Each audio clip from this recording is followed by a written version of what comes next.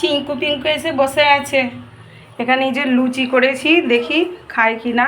গরম আছে, ফু দিয়ে নি। বসে আছো?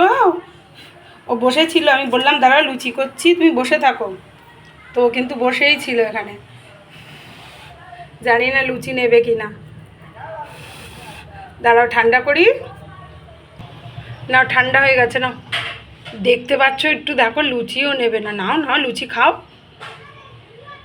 দাঁড়াও তাহলে, বসো বসো বসো, দিচ্ছি দিচ্ছি, বসো।